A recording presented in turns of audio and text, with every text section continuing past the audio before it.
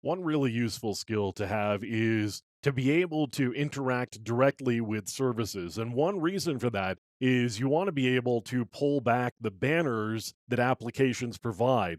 Banners will give you information about the specific application that is running on a specific service port, and it may actually give you version information. So, there's a couple of ways we're going to take a look at how to do banner grabbing. The first one is to use the Telnet client. Now, you may have heard how bad and evil Telnet is because it's unencrypted. What people are talking about when they say that is the Telnet server. The Telnet client is really just a program that opens a TCP connection to a port, and if you don't specify one, it assumes port 23, which is the Telnet port. Now, I can specify a port and override that, and then what I've got is a TCP connection to whatever port I choose. In this case, I am choosing port 21. Now, I have connected to an FTP port, and I could interact with this directly, but what I get out of this is the message that the FTP server has provided. And what that tells me is it's running pure FTPD. Now I could do some investigation on pure FTPD and see whether there are vulnerabilities. If I were to think of this from an adversary or attacker perspective, I'm interested in knowing that you are running pure FTPD on your FTP server.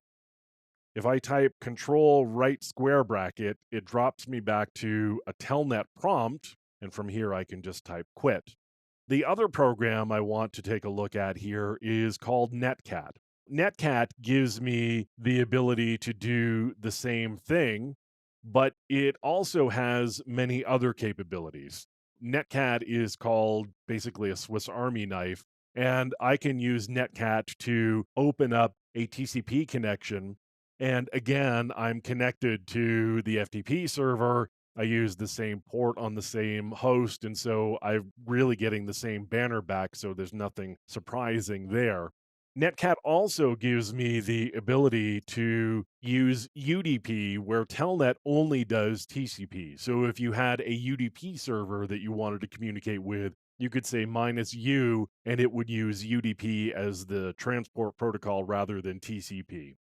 Netcat also gives us the ability to do listeners, so I could set up a listener using Netcat, and it really just becomes a sync. So any connection coming into this host here that I am setting up this listener on just dumps out to the console. So Netcat just doesn't care what is sent to it, it just prints it out for me. So I could create a listener that just acquires information from whoever wanted to connect to it. So Netcat is another great utility to know about.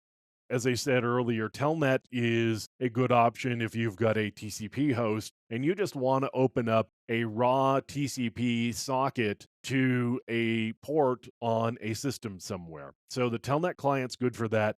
Netcat's also good for that, but you can also use Netcat for UDP and also if you want to do listener sockets.